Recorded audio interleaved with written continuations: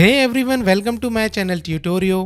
मैं हूं आपका टीचर शोभित और इस ट्यूटोरियल में हम सीखेंगे इलस्ट्रेटर में काफ़ी सारे टूल्स और टेक्निक्स को यूज़ करके ये अमेजिंग सा सनसेट सीन बनाना। तो चलिए सीखते हैं।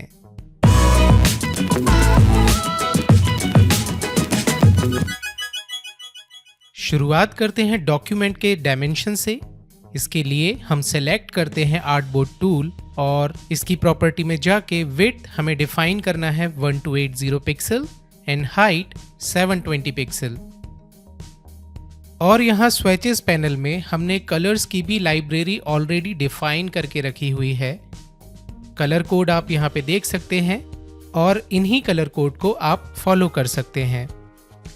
इसके बाद हम सेलेक्ट करेंगे रेक्टेंगल टूल जिसमें विड्थ डिफाइन करेंगे 1280 पिक्सल एंड हाइट 720 पिक्सल।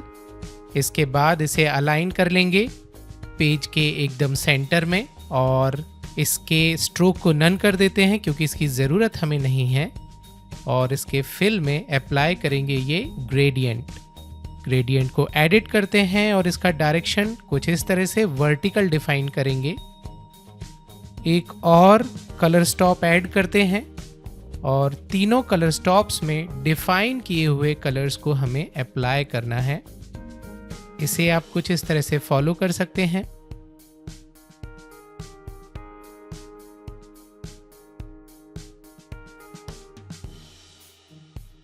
इसके बाद हम ड्रॉ करेंगे एक एलिप्स।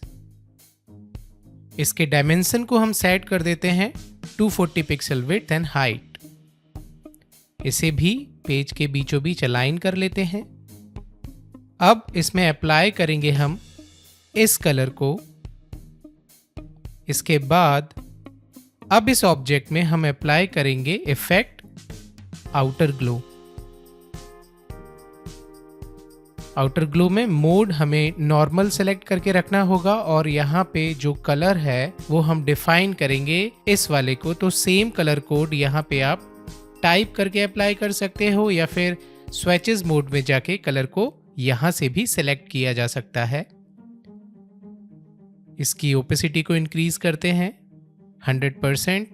ब्लर की वैल्यू को सेट कर देते हैं 75 पिक्सल, जिससे कुछ इस तरह का ग्लो हमारे ऑब्जेक्ट में ऐड हो जाएगा। अब इस शेप की एक और कॉपी बनाएंगे और उसके ही ठीक ऊपर हम इसे प्लेस कर देते हैं पेस्ट इन फ्रंट करके। और ये बनाए हुए दूसरे शेप में हम अप्लाई करेंगे ब्लेंडिंग मोड यहाँ से जाके और सेलेक्ट करेंगे कलर डॉज, जिससे हमारा जो ऑब्जेक्ट है वो ग्लो करने लगेगा। कुछ इस तरह का इफेक्ट हमें अपने शेप्स में मिलेगा। दूसरे ऑब्जेक्ट के आउटर ग्लो को हम थोड़ा सा मॉडिफाई कर देते हैं। इसके ब्लर की वैल्यू को सेट कर देते हैं 25 पिक्सल, जिससे इसका आउटर ग्लो थोड़ा सा कम हो जाएगा एज कंपेयर टू नीचे वाला ऑब्जेक्ट। अब एक रेक्टेंगल ड्रॉ करते हैं जिसमें विड्थ सेट करेंगे हम सेम 1280 पिक्सल, बट हाइट हमें आधा कर देना है। तो यहाँ पे डिफाइन करेंगे 360 पिक्सल वैल्यू और इसे अलाइन कर लेते हैं आर्टबोर्ड के बॉटम पे। इसके बाद इसमें भी हमें अप्लाई करना है ग्रेडियंट और इसका डायरेक्शन टॉप टू बॉटम। एक कलर रिमूव कर देंगे, सिर्फ हमें यहाँ पे 2 कलर ही प्लेस करना है। कलर की पोजीशंस को आप कुछ इस तरह से सेट कर सकते हैं। नाउ हमें यहाँ पे चाहिए रिफ्लेक्शन, सो ये होगा हमारा वाटर और इसके ऊपर हमें चाहिए रिफ्लेक्शन, जिसके लिए हम ड्रॉ करेंगे एक सर्कल सेम साइज का जिसका हमने पहले सन बनाया हुआ है। और यहाँ पे इस पॉइंट को कर देंगे डिलीट, जिससे ये आधा हो जाएगा। प्लेस कर देते हैं यहाँ पे और जो कलर हमने ऑलरेडी डिफाइन किया है वो इसमें अप्लाई कर देते हैं। इसके बाद हम इसे स्केल कर देते हैं।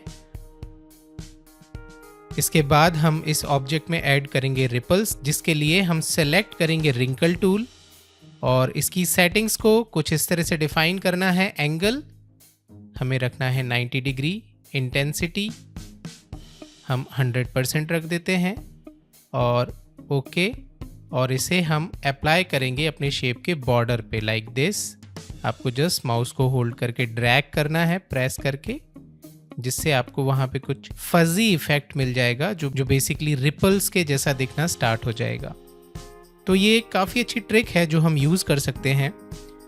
इस ऑब्जेक्ट की ओपेसिटी भी डिक्रीज कर देते हैं और इसे सेट कर देते हैं 70%। और ऐसा करने से हमें यहाँ पे सनसेट जैसा इफेक्ट मिलना स्टार्ट हो जाएगा, लाइक वाटर है और इसके अंदर सन सेट हो रहा है, जिसका रिफ्लेक्शन भी हमें यहाँ पे दिखाई दे रहा है। इसके बाद हम यहाँ ऊपर ऐड करते हैं स्टार्स। सबसे पहले मैंने ड्रॉ किया एक छोटा सा सर्कल जिसमें कलर डिफाइन किया वाइट, और इसे हम कन्वर्ट करेंगे ब्रश में। सो इसे कन्वर्ट कर देते हैं स्कैटर ब्रश में। स्कैटर ब्रश सेटिंग्स में हमें कोई भी सेटिंग्स चेंज नहीं करनी है, डायरेक्ट ओके कर देते हैं। थोड़ा सा जूम आउट करते हैं। आप यहाँ पे देखेंगे ब्रश ऑलरेडी यहाँ पे स्टोर हो गया है, और इसे अप्लाई करने के लिए हम ड्रॉ करेंगे सबसे पहले एक पाथ, इसमें अप्लाई कर देंगे बनाए हुए स्कैटर ब्रश को। थोड़ा सा आर्क कर देते हैं, इसके फिल को नन कर देते हैं, इसे थोड़ा सा बॉटम पे लेके आते हैं। इसके बाद एडिट करेंगे स्कैटर ब्रश को, तो इसके साइज को रैंडम रखेंगे और कुछ इस तरह से यहाँ पे हमें वैल्यूज डिफाइन करना है। आप इन सेम वैल्यूज को फॉलो कर सकते हैं। हमें साइज, स्पेसिंग और स्कैटर, इन 3 वैल्यूज को चेंज करना है कुछ इस तरह से।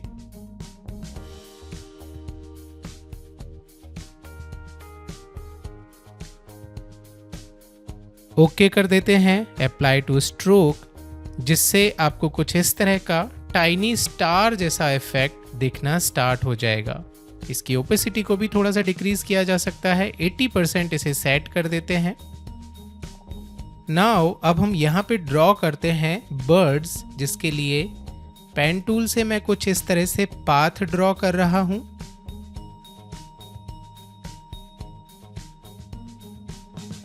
इसके स्ट्रोक को थोड़ा सा इंक्रीज कर देते हैं 4 पॉइंट, और यहाँ पे अप्लाई करेंगे हम इस प्रोफाइल को। और प्रोफाइल अप्लाई करने के बाद इस पाथ को थोड़ा सा कर्व कर देते हैं लाइक दिस। थोड़ा सा और मॉडिफाई करते हैं।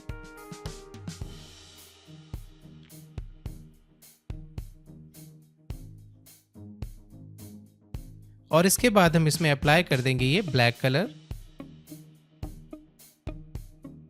थोड़ा सा स्केल डाउन, स्ट्रोक थोड़ा सा डिक्रीज कर देते हैं और प्लेस कर देते हैं यहाँ पे।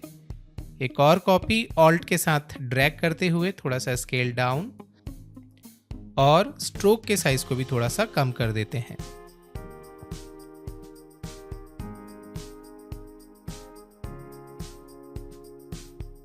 इसके बाद मैं सेलेक्ट करता हूं पेंसिल टूल और यहाँ पे ड्रॉ करूंगा कुछ इस तरह से, लाइक हम यहाँ पे ड्रॉ करेंगे माउंटेन। तो ये एक मैंने फ्री हैंड पाथ ड्रॉ कर दिया है, थोड़ा सा आर्टबोर्ड के बाहर गया है, इट्स ओके।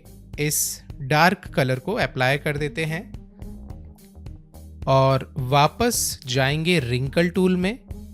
इसकी सेटिंग्स को चेंज करेंगे, एंगल को यहाँ पे हम वापस 0 कर देते हैं, जिससे रिंकल्स वर्टिकल डायरेक्शन में बनेंगे। तो माउस को होल्ड करके आपको यहाँ पे ड्रैग करते जाना है लाइक दिस। थोड़ी फजीनेस यहाँ पे ऐड हो जाएगी जो विजुलाइज करेगी एक माउंटेन के जैसे, कुछ इस तरह से। थोड़ा सा मूव करते हैं नीचे की तरफ।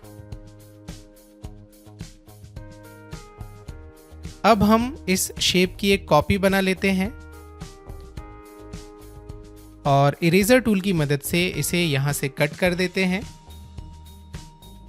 रेस्ट पार्ट को डिलीट कर देते हैं और इस ऑब्जेक्ट को फ्लिप कर देते हैं और प्लेस कर देते हैं यहाँ पे। थोड़ा सा रीसाइज कर देते हैं लाइक दिस।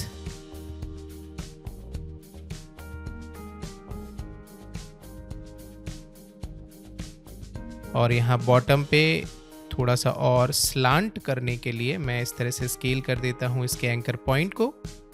वापस रिंकल टूल सेलेक्ट करते हैं, साइज थोड़ा सा डिक्रीज करते हैं और यहाँ पे ऐड कर देते हैं रिंकल्स, जिससे ये थोड़ा सा रैंडम हो जाएगा। अभी इसकी कॉपी बना लेते हैं एक और, इसे फ्लिप करते हैं और प्लेस कर देते हैं यहाँ पे। इस पॉइंट को थोड़ा सा करेक्ट कर देते हैं, जूम करके आप इसे चेक कर सकते हैं कि ये परफेक्ट है या नहीं। इसके लिए मैंने दोनों पॉइंट सेलेक्ट किए और इन्हें कर दिया अलाइन और थोड़ा सा मूव करते हुए यहाँ पे प्लेस कर दिया। सेम मेथड हम फॉलो करेंगे यहाँ पे भी, पॉइंट्स को सेलेक्ट करके इन्हें भी कर देते हैं align.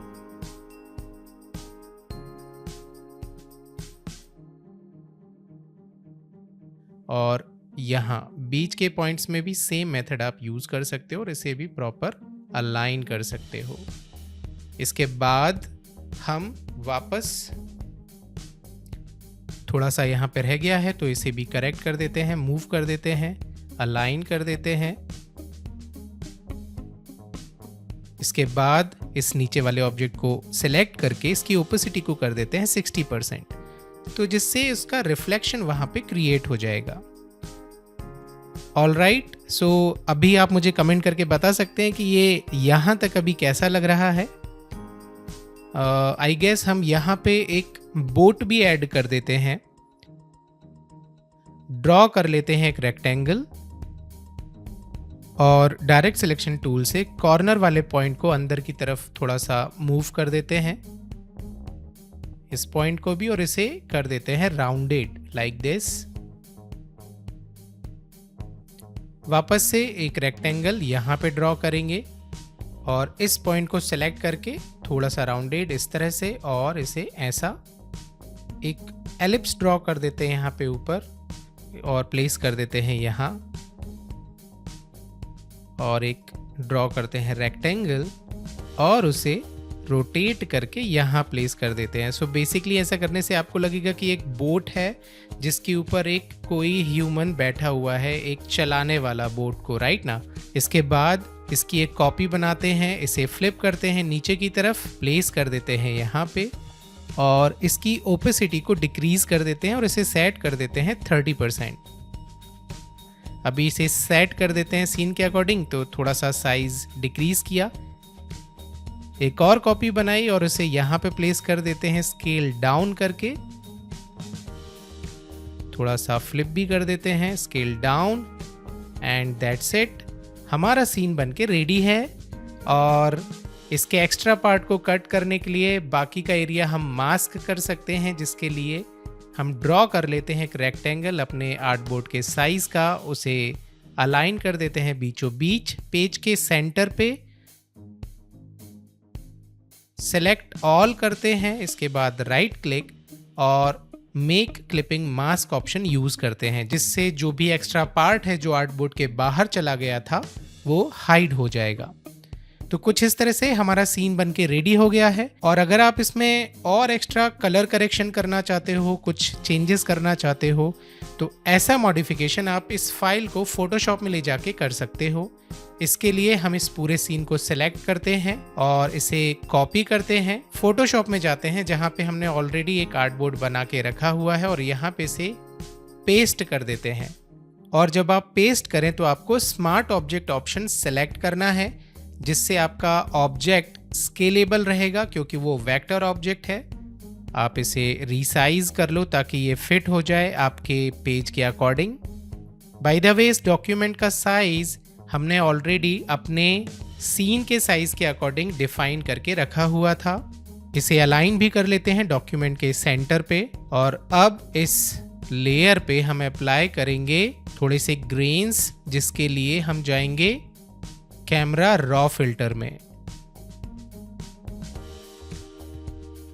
So camera raw filter में जाने के बाद हम ओपन करेंगे इफेक्ट्स और ग्रेन्स की वैल्यू को इंक्रीज कर देते हैं। यहाँ पे आप वैल्यू डिफाइन कर सकते हो 15।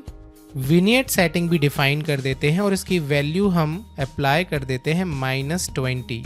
ग्रेन्स को थोड़ा सा डिक्रीज कर देते हैं 10 और विनियट को कर देते हैं -25। दैट्स इट, ओके करते हैं।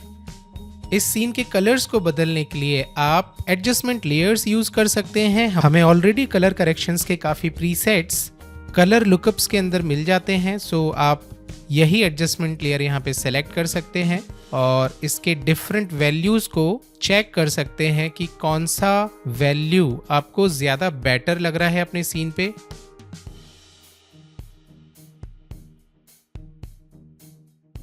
ये हॉरर ब्लू इफेक्ट जो है ये काफ़ी बेटर लग रहा है सीन पे, तो हम इसे ही अप्लाई कर देते हैं और इसकी ओपेसिटी को भी थोड़ा सा डिक्रीज कर देते हैं, इसे सेट कर देते हैं 50। सो कुछ इस तरह से आप सीन को वेक्टर फॉर्म में इलस्ट्रेटर में ड्रॉ कर सकते हैं, इलस्ट्रेट कर सकते हैं और करेक्शंस के लिए फोटोशॉप में आके उसमें और एडिशनल एक्स्ट्रा इफेक्ट्स डाल सकते हैं। तो गाइज इस ट्यूटोरियल में बस इतना ही। ये ट्यूटोरियल आपको कैसा लगा मुझे कमेंट करके जरूर बताइए। अपने फ्रेंड्स के साथ भी इस ट्यूटोरियल को शेयर कीजिए। हम फिर मिलेंगे एक नए ट्यूटोरियल में एक नए टॉपिक के साथ। तब तक सीखते रहिए।